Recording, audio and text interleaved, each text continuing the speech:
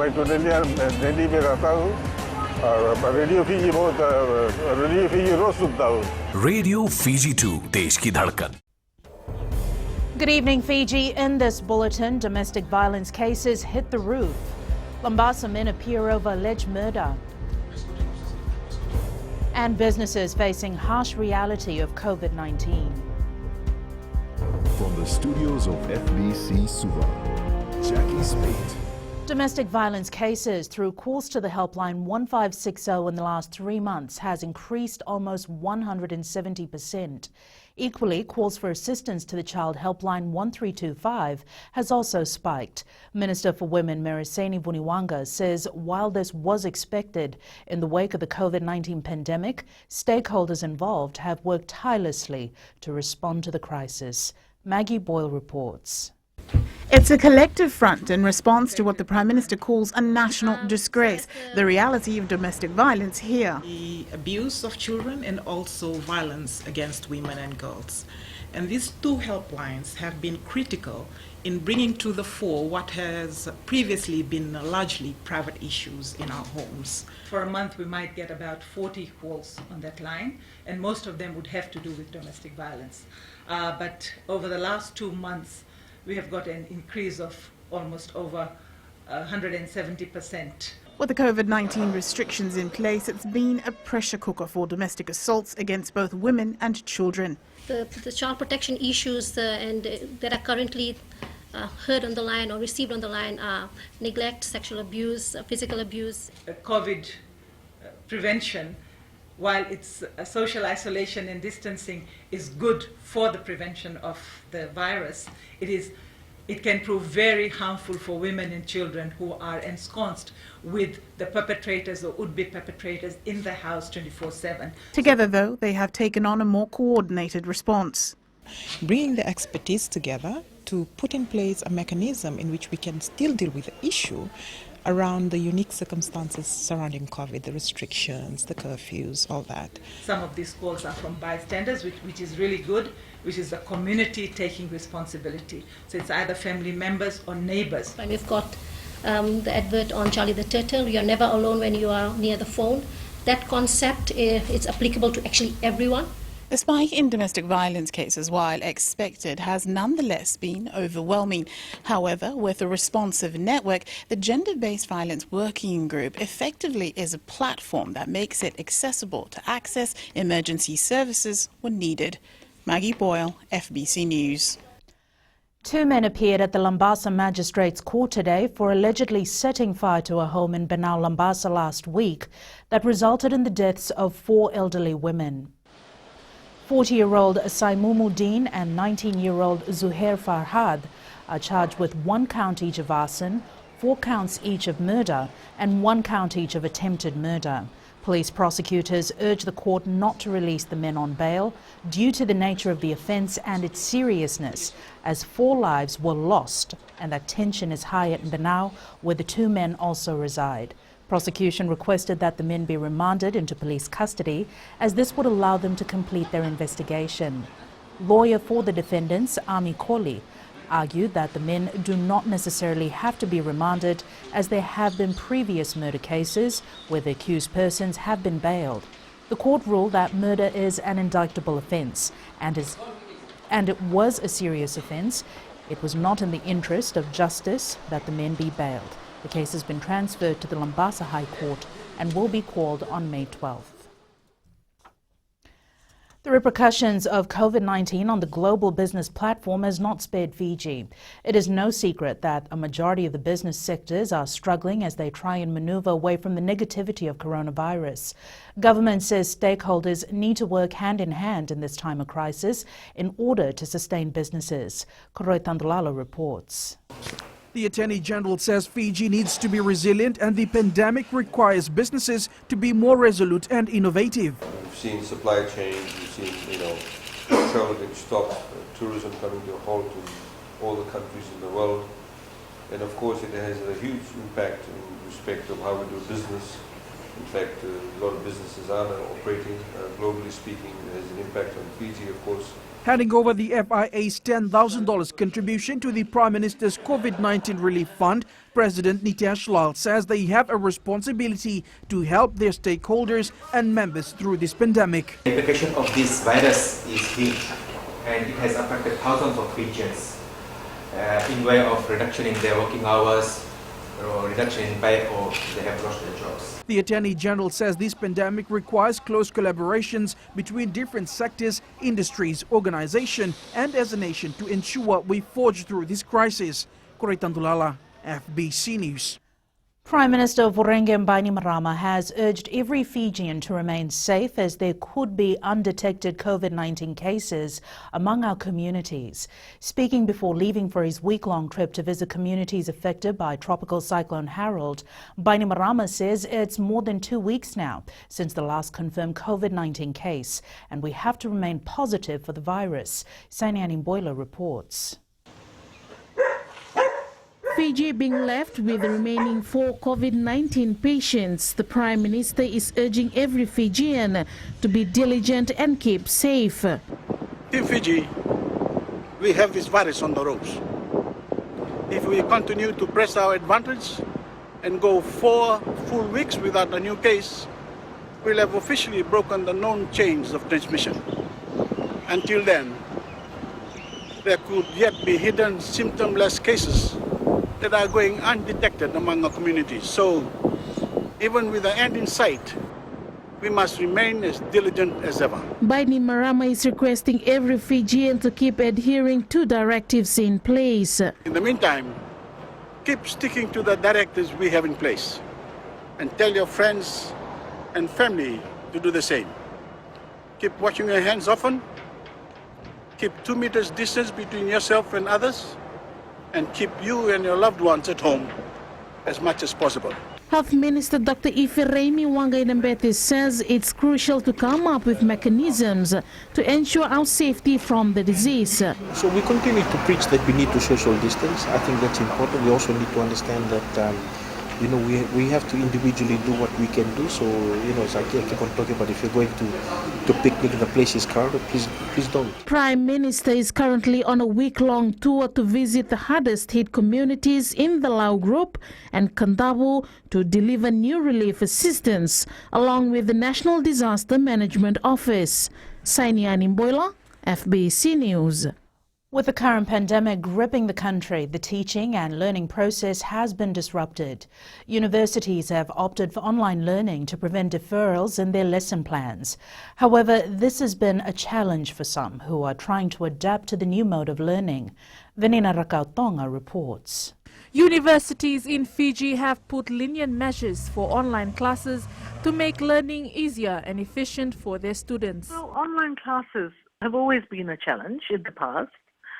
Because there's no compensation for face-to-face interaction because the students and the lecturers can meet each other physically in the classroom, and that's always been part of the social aspect of learning and education.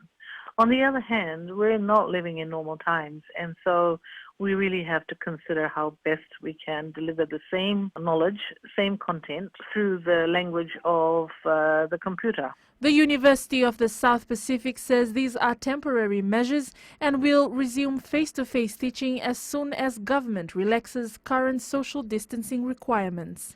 While most students are required to learn from home, universities have received a number of grievances from students that don't have access to learning tools.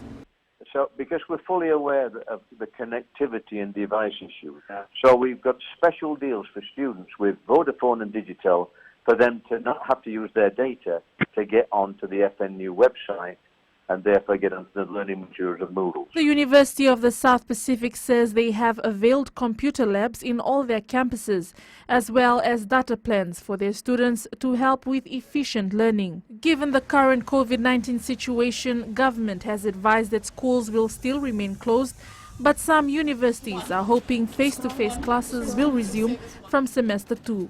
Venina Rakautonga, FBC News. Up ahead, opening date of Langere Market announced.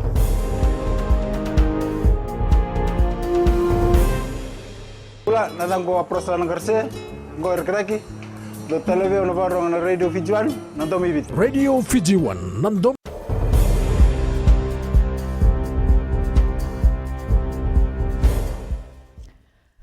The captains operating inter-island vessels often race with their competitors to reach the destination first. This has often led to minor incidents in the past, putting the lives of passengers at risk as well.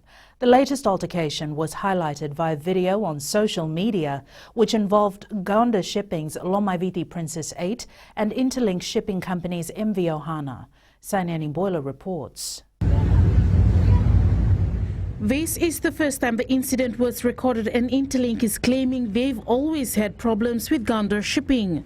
Someone needs to take action. We have written several emails since last year in regards to the seriousness of this kind of behavior. And now it has gone to a stage he is literally damaging our vessels. And he's claiming that he's in a correct position. The question is, he does not have any time returning back to Nambualu. He's created his own timetable. But the Gander Shipping director claims otherwise. Right? He left late. He tried to cut us off. No, that's wrong. No, that's murder. Man. How about if somebody gets hurt on board the vessel? While investigation continues, Gander says he's willing to pay for the damage. If it's my fault, my captain's fault, I'll take full responsibility. I'll pay the fine. There were 35 passengers on board the Lomaiviti Princess 8, while 140 people were on board the MV Ohana, while the two vessels collided while racing to dock first at the Nabowalu jetty last Friday. The Maritime Safety Authority has suspended the captains of both vessels in question for 14 days.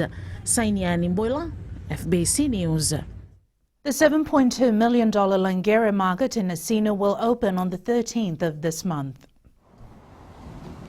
Local Government Minister Pramila Kumar says the initial plan was to open the market just after Easter. However, it was deferred due to the COVID-19 pandemic. Kumar says the new market will provide a safe environment for both consumers and vendors. She adds the stalls have also been allocated. Prime Minister Vurenge Bainimarama is expected to officiate at the opening ceremony. We did not restrict by simply saying that, vendors only from a particular area can come. But our first priority was to give stalls to those vendors who were selling from the roadside. So we managed to allocate stalls to those vendors. A raid conducted in an inter-island vessel returning from Savusavu yesterday led to the seizure of illicit drugs believed to be marijuana. Police say the seized substances included dried branches and leaves, which were found wrapped in aluminium foil inside a black garbage bag and packed inside a carton. The carton was found inside a truck driven by a 33-year-old man from Savusavu, who is now in police custody awaiting the results of the drug analysis test. Police also discovered branches of green leaves believed to be marijuana. While cities around the world have been empty during lockdown, some have been using their creativity to bring colour to a world in turmoil. Street artists have been out in major cities painting powerful and sometimes political artworks. Taika Waititi, the New Zealand filmmaker of Jojo Rabbit and Thor Ragnarok, will direct a new Star Wars film. Walt Disney waited until the franchise's unofficial holiday, May the 4th, to make Waititi's hire official. And Whitney joins you now with the latest from business. Thanks, Jackie. In business tonight, agriculture sector to play important role. And just why do we pay how much we do for petrol? Stay with us.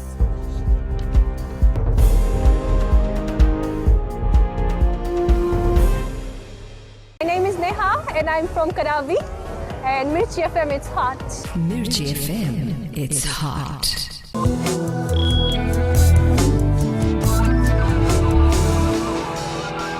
A tourism operator based in Vundalotoka says they will endure the hard times because they are optimistic about the future. Nila Beach Resort, a 22-room facility, has lost about 300,000 since February, but has no plans to shut down. Pranita Prakash reports. Owners of Nila Beach Resort had planned investments worth $70 million and are adamant about seeing these through. We completed only stage 2, another about 8 stage left. See, our resort has got 14 acres land and 9 acres foreshore. Total, when we complete the project, it will be 212 rooms. The resort, which employs around 20 staff, is currently on reduced operations with only its restaurant open for patrons. We are open, we are keeping only some limited staff. They are not allowed to go out. We are giving accommodation, food, everything, and we are calling one by one by rotation basis. Many in the sector are facing similar circumstances and trying to work on future plans. Tourism industry stakeholders have been getting together on a weekly basis to discuss, first of all, how we support this this whole Keeping Fiji Safe initiative, and then how we can look at opening up for business later on, how we can protect the smaller businesses, the SMEs, to stay, to survive, and to still be around when things get better. The Fiji Hotel and Tourism Association doesn't believe that opening the borders will automatically see an influx in visitors, as the travellers' confidence level will also need to be restored. Pranita Prakash, FBC News. Fiji's agriculture sector has big shoes to fill, with traditional income-generating sectors bringing almost no value to the economy. The COVID-19 pandemic has resulted in a shutdown of the tourism industry, and remittance have also dropped substantially. Economist Dr. Rohit Kishore says while government measures to boost agriculture are much needed, the gap in national revenue may be too wide. Fiji's commercial agriculture market consists mainly of fisheries, timber, sugar, bottled water and gold. It's not that big. I don't see any agricultural sector stepping in to replace tourism, stepping in to replace remittance. The government is doing good, the people in the agricultural sector are doing good, but the agriculture sector is not that big. Oil prices have been on a decline in recent weeks due to the COVID-19 crisis. But the question is that being asked, if the crude oil is so cheap, why is my petrol still expensive? Time to join Sanifa from HFC Bank with the latest from the money markets. The US dollar handed back a silver of recent gains to commodity currencies today. Oil prices bounced back but hung on against the yuan as traders weighed optimism about a coronavirus recovery in China against fears about rising Sino-US tensions. Public holidays in Japan and China lightened trade, while caution on the global growth outlook and looming Australian and New Zealand central bank meetings kept further moves. The Aussie and Kiwi dollars inched ahead after recouping yesterday's falls, putting the Aussie back over 64 cents and the Kiwi holding on at 60 cents. The Reserve Bank of Australia is due to announce its interest rate settings later today, with markets focused on commentary in the statement since a policy change is unlikely.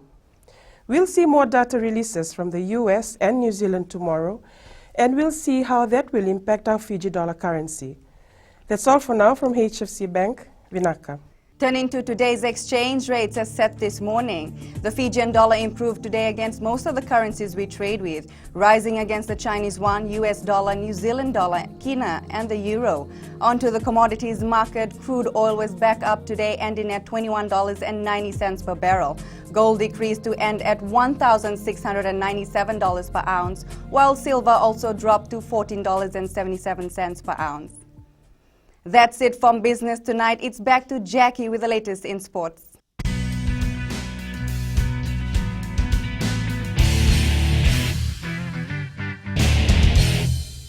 Bula, I'm Miri. I'm from Lotoka and I love Gold FM because they play all my classic hits. Gold FM, only the classic hits.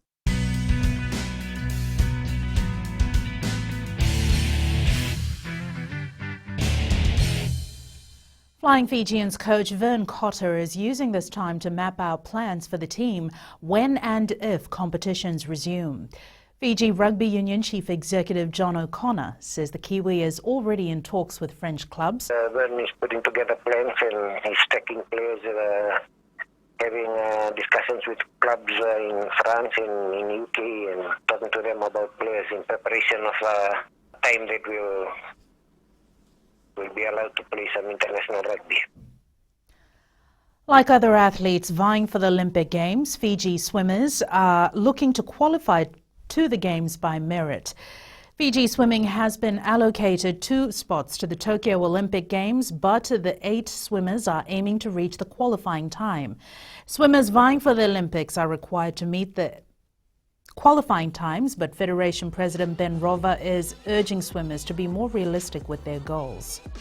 So what we're trying to do with our swimmers is to tell them, look, be realistic, target for, like B, and then obviously you go for the A because, those times are pretty tough and challenging. Yeah? Team Fiji archers will have another 10 months to prepare for the Oceania Archery Championship. The championship was scheduled to be held in the country last month, but has been postponed due to the COVID-19 pandemic. Archery Fiji President George Fong confirms the venue for the championship remains unchanged and a tentative date has been set. At the moment, the tentative dates are set for the end of March or the start of April next year. It will be held in Suva still, and it's either March or April next year. The postponement of the World Chess Olympiad has given ample time for Fiji Chess Federation to select the best players for the competition. Scheduled events came to a halt amidst the COVID-19 pandemic, with the sport turning to online platforms to resume competitions. Federation's General Secretary Guru Arvind says this will allow the Federation to be able to choose the best players for the World Championships. Since the tournament has been deferred by 1 year, we'll have to probably reselect at the end of the year. But at this point, I think since the sport is online, it's easier for us to rotate reps. Rugby league teams gathered for the first time in more than a month yesterday for education sessions on the NRL's biosecurity protocols, which includes no contact training for at least the first week. The NRL has assigned a dedicated COVID-19 liaison officer to each club to oversee the implementation of the protocols. Coming up in the world of the weird and the wonderful, we will tell you how to celebrate this year's Mother's Day and also the latest from the world of weather. Stay with us.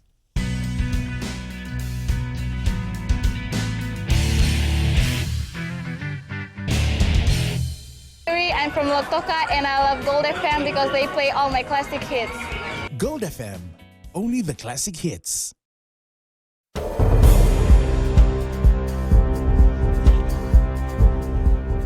In your media tonight, Wuhan's toughest times may be behind the city, but the emotional and psychological wounds of some people may never fully heal. Fortunately, thanks to social workers, there is help via apps and other technology. And we join Kritika now with all the latest in weather.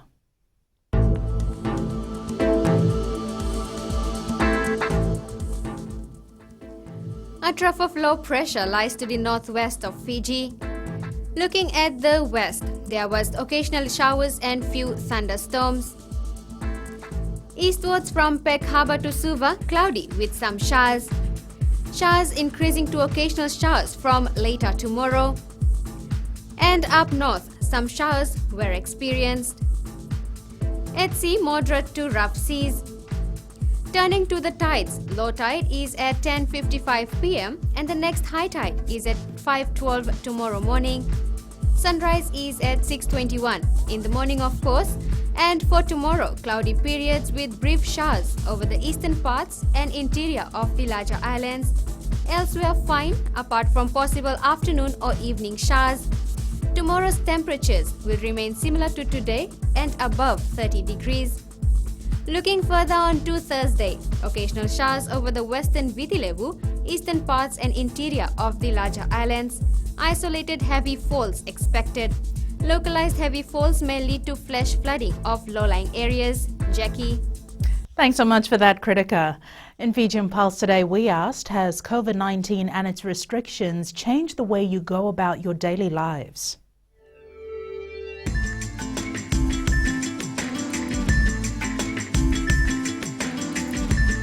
Of course, especially with the family time, we get to have more time with our children, spending time together with doing homeworks and sleeping early every afternoon. It affects us for the business is really bad. When COVID-19 came, I saw that I have to clean my surroundings, every single dirt. especially outside and inside. It's better, I think. We stay home. You don't have to go here and there, see? It really helps us a lot, you know, mostly in discipline, in personal hygienic, in the way we wash our hands. No, it hasn't.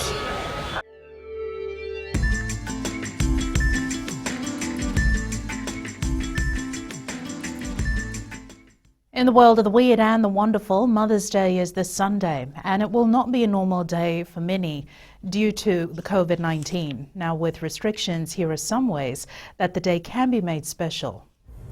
Recapping the main stories for tonight, domestic violence cases hit the roof. Lambasa men appear over alleged murders and businesses facing harsh reality of COVID-19. Now for these stories and others, tune in daily to our sister radio station Gold FM. Our poll question this week we're asking, do you think Sir Bill Beaumont's re-election as World Rugby Chair was the right outcome? Visit our FBC website to answer.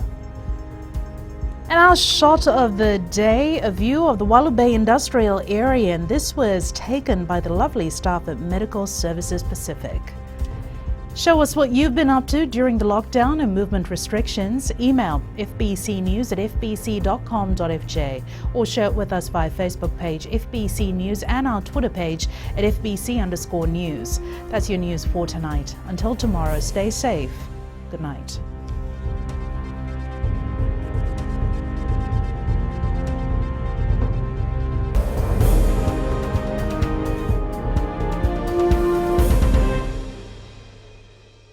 I'm Miri, I'm from Lotoka, and I love Gold FM because they play all my classic hits. Gold FM, only the classic hits.